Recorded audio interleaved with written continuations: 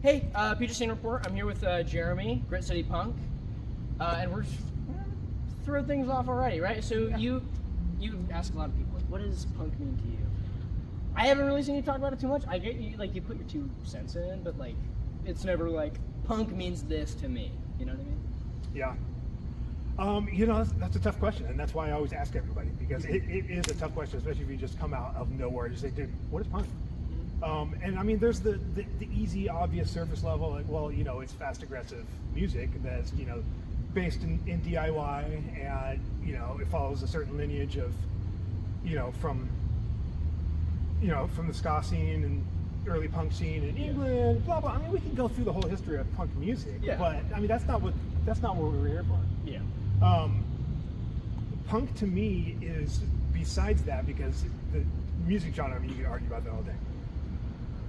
The main thing that punk is to me is an ideology, it's a mindset, it's a culture, if you will, a subculture / counterculture that was kind of born out of, and I've done this with people before, where you could say it started in the 70s in the UK, but you can really take it back even further. And if you want to keep going back and forth, you can go back to the dawn of civilization. Oh, for sure. Yeah. Anybody who is a disruptor could be considered punk.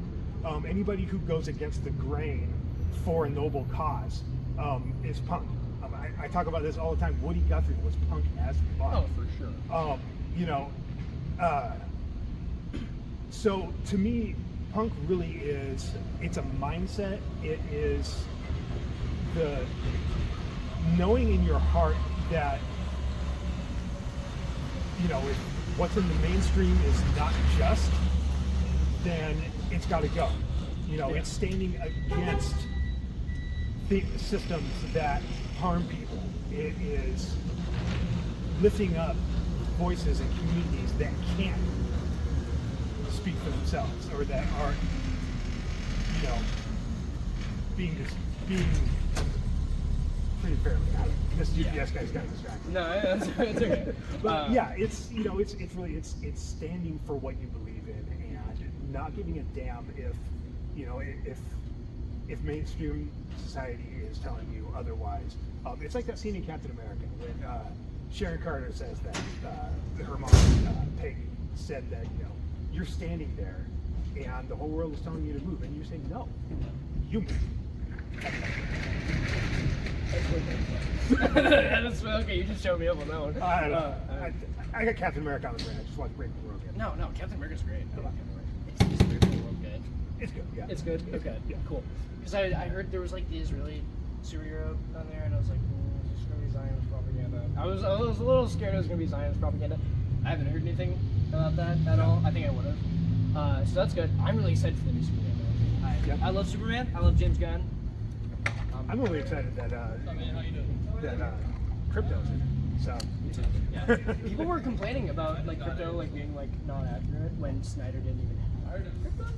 I don't know. Anyways, that's not music. Okay. You asked me about straight edge and why I'm straight edge. We talked about it in your interview. That was kind of what I meant, because content's content. Content is content. Right. So, talk about your journey through straight edge. I mean, I'm not going to get into the nitty gritty here, but I mean, when I was your age, there wasn't shit to do. There was no all age music clubs. Yeah. There was no no place for kids to go, especially out here in the county. I didn't live in the city. I lived in the county, not even in Puyallup, county. Mm-hmm. Rural shit. No bus stops. There's nothing to do when you're a kid except get in trouble. I mean, of course I was into music, but again, resources are limited. There's no internet. There's no, you can't just jump on YouTube and rot your brain away. So you go out and you raise hell, and that's what I did. And I smoked weed. I drank. I smoked cigarettes all from a very young age. And when I look back on it now, like, why did they do it? I don't know. Everybody was doing it. So yeah, I mean, that's not to say that, I did it because everybody else was doing it. No, it's just what you did. This is what everybody did. And, eventually, I had some, I would get sick if I drank too much, of course, and weed would make me paranoid. But, I was really into partying and stuff, and sort of whatever. as I became an adult, I realized, you know, the weed is just bad. It's just bad. It makes me feel on edge, paranoid, and anxious. I can't do it. And, you know, come to find out later in life, you know, yeah, I have suffered with ADD and anxiety for my whole life, but I just didn't know it then. Yeah. So yeah, those adverse reactions to, you know, chemicals that's putting in your body, yeah, it's gonna happen, right? So, you know, I quit with the weed early into adulthood. Cigarettes, just, you know, after a while, it took a long time. It wasn't until I was like 30 something that I quit smoking. Yeah. But you know, I quit that almost cold turkey, and it was just, you know, I put my foot down. I'm like, I'm not gonna do this anymore. This sucks. And then the alcohol was the last thing. It was just, you know, it was a casual thing. I've been doing it all my life, you know, just drinking beer and just, you know, whatever. It's just something I did, and I started to realize that it was kind of like defining me, you know, like either. Maybe if it wasn't like in an outside perspective, at least from my perspective or for myself, I was like, no, like I get off work and I think about having a beer. Like that's like a daily thing. Like this is no longer cool. So stubborn as hell. Like I'm not going to do this anymore. So it's been 4 years now, maybe 5 years. I forget. But anyways, no going back. It was just one day, put my foot down, done. You know, and people ask me, and you know, sober, covered, whatever. I don't like those words because they imply that like I hit some like rock bottom and it's really bad or something. Yeah. Which I don't think, you know, there really was. But I don't want to set that kind of example for my kids that it's okay to do that stuff casually and to, you know, let that be part of your life. Like, I mean, I don't care if people drink. I mean, I don't like it when people drink because people act dumb. I know, because I used to act dumb when I was drinking, right? Yeah. You know, and I don't care if people smoke weed, whatever. But you know, it's not for me. And it's not what I want to portray as part of my image or of my reputation or my, you know, scene around me. Especially not for my kids or for the kids, the other kids around me, like you. You know, I mean, I interact a lot with younger people. And I don't want to, you know, be seen as or feel like I'm a negative influence. You know, I always want to project that, you know, there's something better, you know, you can do better, and you don't need to have that shit. So, you know, and lately I've been, you know, kind of all right with saying, I guess I'm straight edge, you know? Yeah. Like, I mean, when I was a teenager, like, I always thought straight edges were dicks. I mean, they were, but... I stand by that. I say we are. I genuinely do. Yeah. You can ask most people, like, I'll be talking with my friends, I'm like, hey man, so is straight edge, because, and they're like, can you stop trying to convert me? It's like a Jehovah's Witness. I understand. I'm aware now. I'm self-aware. I don't do it as often. I do it to be annoying. I will do it to be annoying. Sure. Like, I'll definitely like. Cause that's like the fun of it. I don't think I'm better than them. I don't. I have just other ways of coping. Right. That are healthier, because I am more. I think one that I've seen around is I'm here for a fun time, not a long time. Yeah. And I think that's a great thing. My fun time is a long time, so Yeah. you go for your fun, I'll go for my I fun. want to be here for a long time. Mm-hmm. Yeah, I think You know? that's what I want to do. I want to see stuff. I want to see what happens to the U.S. Hopefully it's not the worst, but hopefully it's not like the best ever. You know, I don't know. I'm not a big fan of the union, and I can say that. I like unions. I like workers' unions, but not the union as it stands. Not great. Yeah. Start off with the right ideas, and the right bones and structure of a document, the Constitution. That's gonna, you know, it's good. Yeah. It's inherently it's made to evolve over time as society evolves, which you can't say of many other, you know, founding documents. But it's just been manipulated in a bad way and hasn't evolved as society has evolved, and you know, Yeah, I mean, much to our detriment. I mean, truly, and we can talk about politics on here because we're punks. I love politics, so I was just kind of looking for an excuse to talk about it. Punk is inherently political. Exactly. It always will be. And it's never going to be right-wing politics either. No. And yeah. I don't care who thinks that. I don't care. Exactly. Yeah. Oh my God.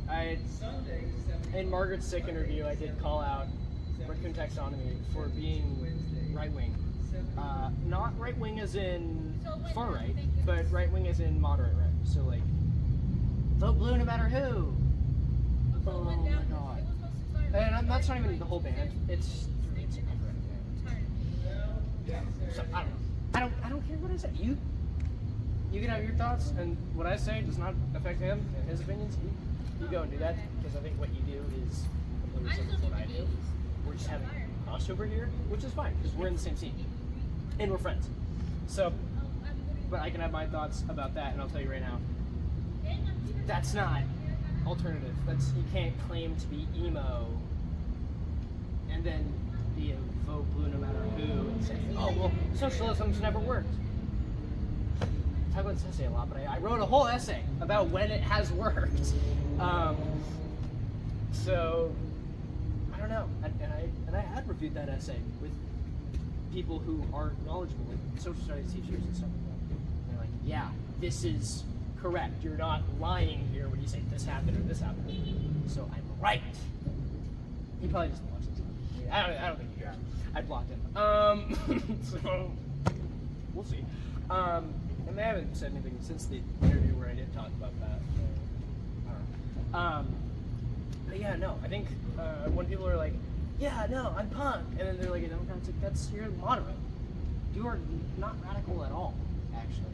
Yeah. And not being radical is not very radical, you know what I mean? Like, it's not, that's really cheesy. But, No, but that's okay. I mean, Yeah, you're it's- not going to get that from me because I refuse to label myself. yeah, Because I don't think there's ever been the world system of government or a society that has gotten it right. 100%. No. Yeah. And definitely not anything out there now. And I look at it just like religion. Like I am kind of a spiritual person, but I am absolutely not religious. And I don't. I mean, if people are religious and they're, works for them, works for them. Whatever. It doesn't work for me. Yeah. Which- And it's the same thing. Like political parties or even political ideologies, like to subscribe to a certain book or a certain manual that this is how this works. Like no. The only thing you can do is just try to take bits and pieces, the good parts of everything, and try to apply this to this. I mean, I would say that I'm certainly left leaning, like far left leaning. Yeah. But I wouldn't call myself. I wouldn't call myself. I wouldn't call myself any of those things. Any of those things. I'm sure I'm left leaning. I am liberal in my societal views. But I can also say that I am conservative in some of my views too. Like, in the way that where I think sometimes traditions can be good as long as they're, cognizant of the reality of no, society. I believe that Yeah. too. There are definitely some things that I Yeah, and I believe in responsible parenting. Yeah. And I believe in having a strong home structure. But I mean, I'm the husband. My wife is, stay-at-home mom. I work. That's a very conservative, traditional, whatever. It's just what works for us. Yeah, exactly. I mean, if she had a good job at the time, it would have been the other way around. Who knows? I see households, like my sister's friend, her household is separate from that, right? It's her dad is a stay-at-home dad, and her mom was working. Nothing wrong with that. And it works, Yeah. right? It's just as It's long as you whatever have works. As long shit as- that works, Yeah, it as works, long as right? one parent is home, but I mean, so you can kind of say those are like traditional family values or conservative values or whatever. But honestly, I just see that as being like responsible, human existence. Really, I mean, like, so that's why I don't like to label myself as right or left or conservative or Democrat, because those are just labels that you're putting on just these things and trying to attach morality to it. When really, the morality is just what is good for people or what is not good for people. I think that's, I have definitely had, not debates, but I've had conversations about morality, and if it is objective or not, I say it is, to an extent. I think it's mostly objective. I mean, say it's mostly objective. It's mostly objective. But I mean, there's certainly like take recreational drugs, like smoking weed. Does smoking weed harm other people that aren't smoking weed? Not much. Not much. I wouldn't say, like, unless that person is doing things, then, but even then, is that the drug or is that the person? Right. That's because that person made the decision to do that drug, and then do the things. Right. Well, yeah. But so I mean, or it's like being vegan. Mhm. Like, I respect the hell out of people that are vegan. It's like, cool. I'm glad you can do that. I'm not at a point in my life where I can do that. Maybe I will someday. I don't know. Yeah. It's just not something that's on, that I feel myself doing. I respect the hell out of it. I understand what people do, and I share those same, views and values. So does that make me a hypocrite or contradicting because I eat meat? Maybe. Everyone is though. Yeah. I feel like everyone's a hypocrite in some way. Yeah. I mean, we all want to say we're like against lying, but we lie every day. Yeah. Right. But whether it's all the time or a little bit, everyone lies. Yeah. I was just having a conversation with my mom. We were talking about someone who kept saying, "Oh no, I never lie," and then we caught them, which was really funny. That's a really wow. Yeah. Yeah, that's fun. But yeah. Yeah. But but also at the same time, like, I guess I am a hypocrite because I can say, fuck the police, fuck the government. But at the same time, I'm a rule follower. I mean, unless unless the rule is like unjust or bad, when I'm driving, I obey the traffic rules.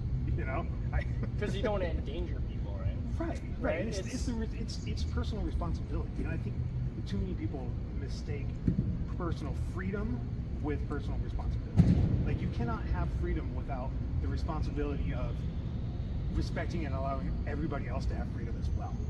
And I think that's the truly defining difference between right-wing politics and left-wing politics. And honestly, that just boils down to objective morality. I guess it's not really objective, but what I view as objective morality is that, yes, I am free to make my own choices. It's a free country. Sure, freedom of speech. I can say whatever I want without persecution, right? Yeah. Supposedly.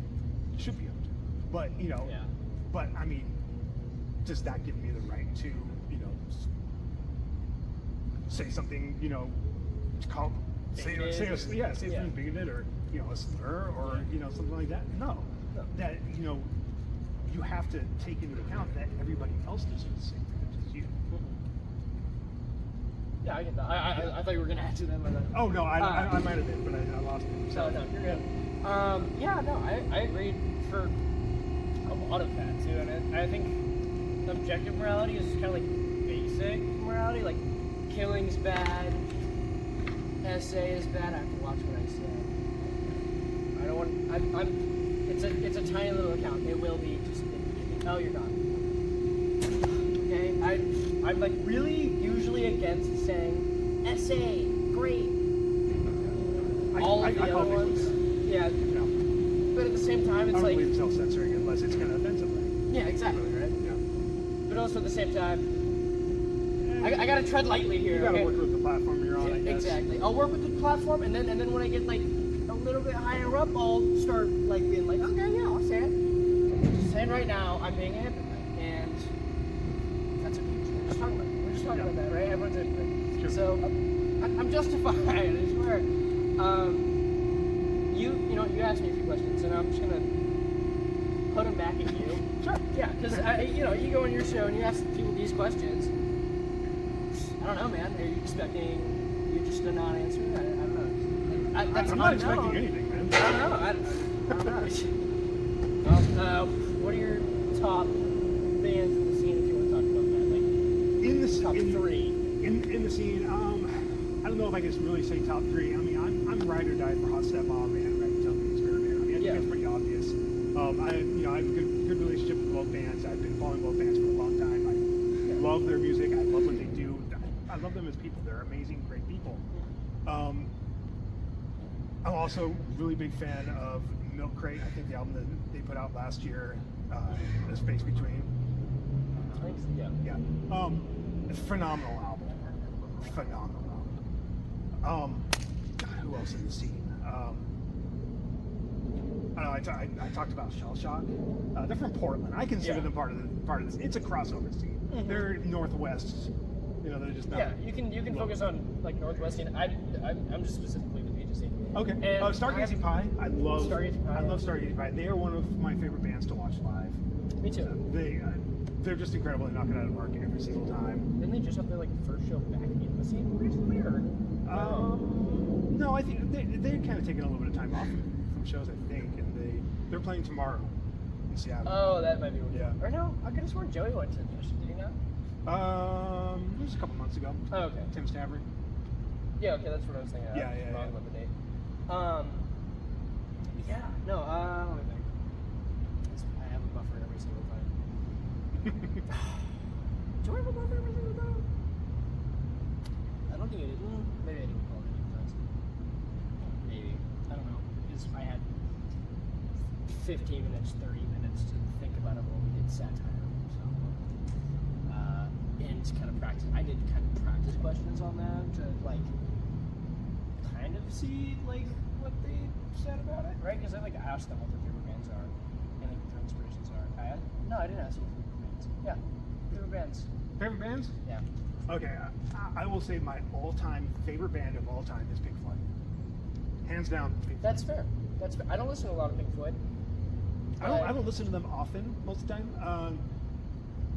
The album Animals is a road trip must. Every time we go, like if we go to Bellingham, we go to Ocean Shores, we go wherever.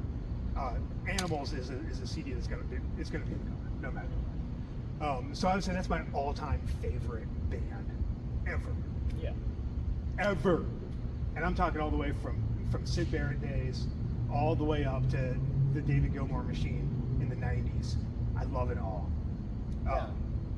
I won't touch Roger Waters' solo stuff, post-Floyd stuff. I wouldn't touch that with a 12-foot pole. What's up?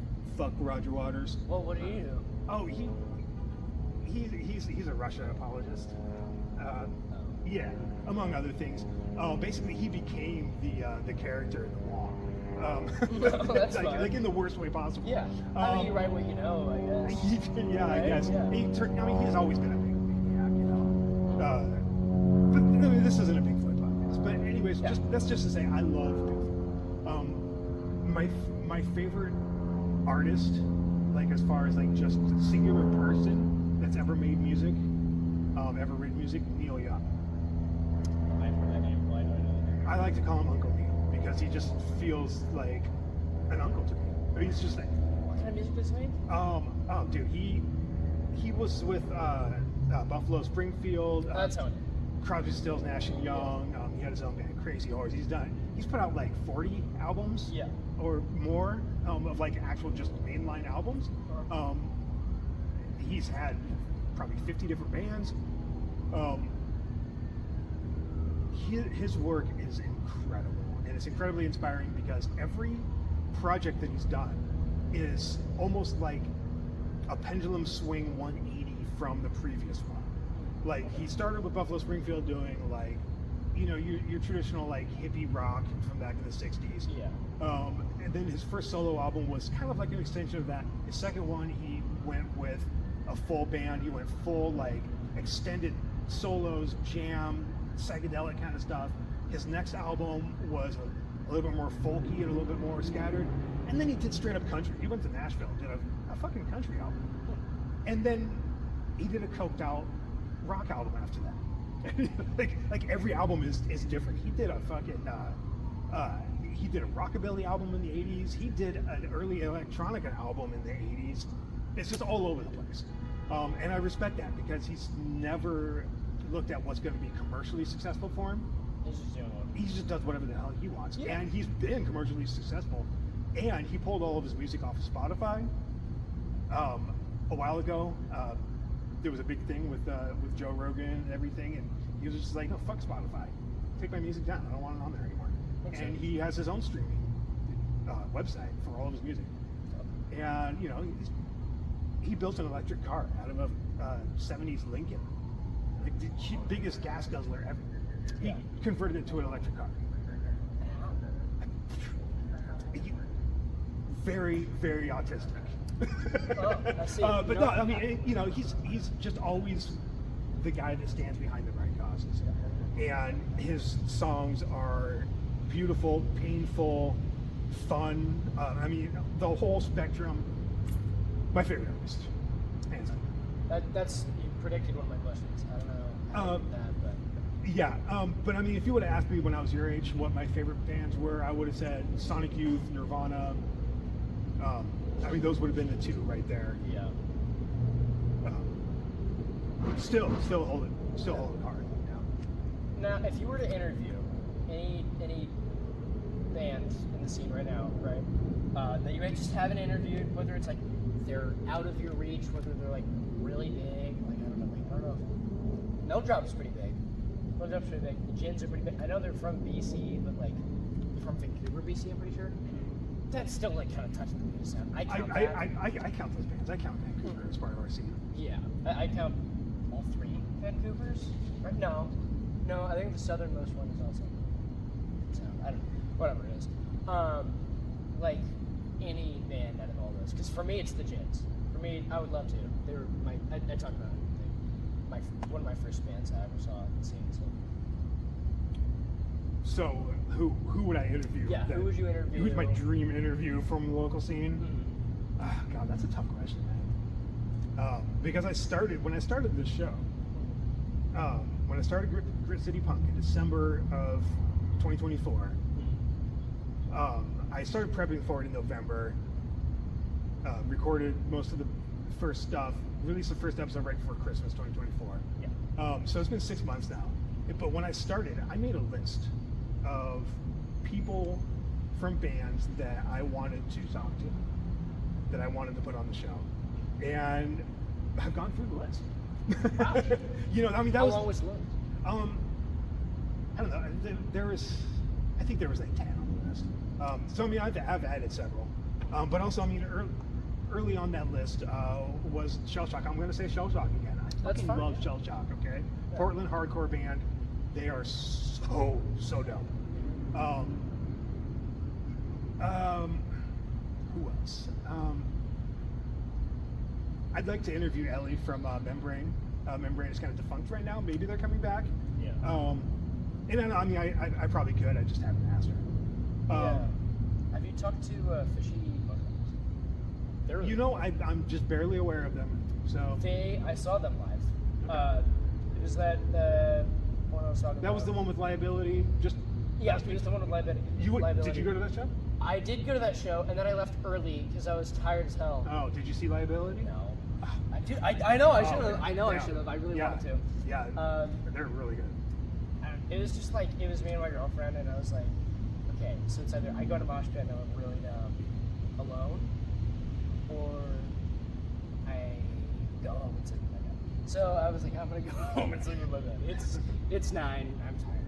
So I went slept in my bed. Yeah. That would have been right after. It was either that or I played like video games all night. I don't know. It's whatever I do. Whatever. Right? Whatever it is. It was like either way I'm in my bed. Now I'm like really. I think I. So you left the show early. Yeah, no, I left the show early. So you didn't watch Liability. You went Yeah, home like instead. I probably Okay. after that I wanted to mosh because like how angry I get at this. This is one game. It's like this Marvel game. I get really angry at it. It's and I get reasonably angry. I'm not like it. This is probably gonna be but I play this game, and there are 3 roles. You have the healer, the main damage dealer, and you have the guy who's tanking all the damage. I'm usually the guy who's tanking all the damage. I need healing, and I don't get any. So I go into the healers, and then I do better than them, and I prove myself right. And I get so angry at the fact that they just suck, and I'm like, oh my god. And I barely even play healer. And it's only when I have bad teammates. Yeah, edit. Carter, Finn, one of you, edit that out. Edit that out. Please. I look like a loser. Yeah, dude, these people online. Okay, okay. Yeah, let me think. Now I got myself on the flow. Damn it. Okay. So we were talking about dream interviews. Dream And I mean- interviews. I mean, really, I don't think. I mean, I haven't had any problems trying to get people to interview. Like everybody I've asked if they want to interview, they're, I mean, always yeah. Oh, wow. That's great. The only hard part is actually scheduling. So like, there's been a few that I haven't been able to make work. Uh-huh. So I mean, I don't know. I mean, Dream Interview, just whatever the next band is. Honestly, it's amazing. The scene is so huge, and there's so many bands. I mean, I've basically made it my job, even though I'm not getting paid for it. I'm trying to monetize it right now. Yeah. I might get like shirts. I don't even care. I just need it so I can afford gas when I get my driver's license. That's true. That's all I need. I'd like to be able to afford to go to more shows and buy more merch. Yeah, but yeah, no, I'm just, every week I discover new bands that have been here for a long time, and I'm like, holy shit, there's a band right there I've never heard of, and they're great. Yeah. That's how I felt about Fishy Mushrooms. Are you familiar with Designers, guys? I've seen the name, but yeah. I don't know. They made like a remix of Bodies. You know the song. It's like Love the Bodies on the Floor. Yeah. That one. They did a song. They did a cover of that one. And it's like I Can Only Count to 4. They just like make like silly little remixes of stuff, right? Like they're not like covers. It's kind of like Weird Al's metal. Okay. Is kind of how I describe it. Fishy Mushrooms, it's that same vibe, but with original music. Okay. Designers guys have original music, but Fishy Mushrooms is better. The Tacoma song. You know the Tacoma song? I don't know. Hi, Edgar. Hey, Carter. Put that in there. We should put that there. Yeah. I love not editing these videos. It's a lot of weight off my shoulder. Yeah, I wouldn't know anything about that. I have to handle all my own. Yeah. See, no, and then you were talking about how you have no issue with getting these interviews done. Oh, believe me, the amount of times I've been left on red. Yeah, it's... Yeah, I mean, some people are notoriously hard to reach. Oh, yeah. Yeah. Thanks. Fans, do us a favor. I know, it's Answer like... us. We're trying to help you. Yeah, Kapala, I'm repping your merch. Yeah. We said we'd get an interview this summer. Please take me off set. I feel so lame when I do that, but it's fine. You know what? I'm Stretch. I have to be okay with being lame, right? That's my whole thing. I am lame, and I try to make it cool, and I don't. Shoot, what else? Yeah, I mean it's. Yeah, just so much. I'm surprisingly top down. Yeah, I don't know. Maybe we shouldn't have done both interviews on the same day.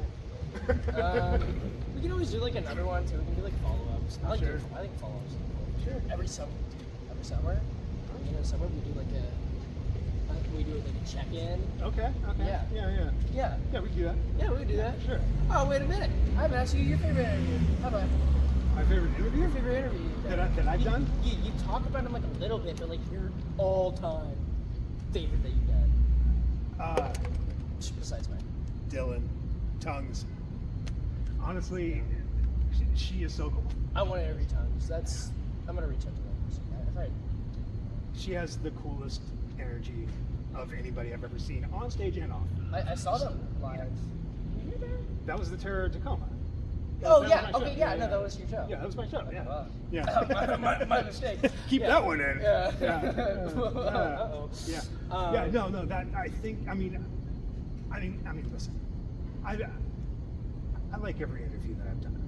Yeah, it's fair. There are some people that I've just really latched onto, but I think the Dylan interview was not just that she's such a cool person and the band is so cool, but also just like the flow of the interview somehow was just perfect. It was just like boom, boom, boom, boom. Like she answered questions that I hadn't asked yet, but it was literally next on the list. It was just like, the flow was perfect. Oh, that's great. So that was my favorite. And then I think that's it. That's cool. My editors never call with that. 'Cause I don't think I've ever like. Listen to Grit City Punk. Yeah, listen. Yeah, It's on listen to Grit City streaming Punk. platforms everywhere. It's even on YouTube. There's no Yeah. video on YouTube. Once in a while, I've done 2 videos. One is with this guy's A. Yeah. I don't know if it's out yet. It will be. It will be. Yeah. Probably ish. Yeah. Rep the scene, man. Go see bands. Buy their merch. Buy their fucking merch.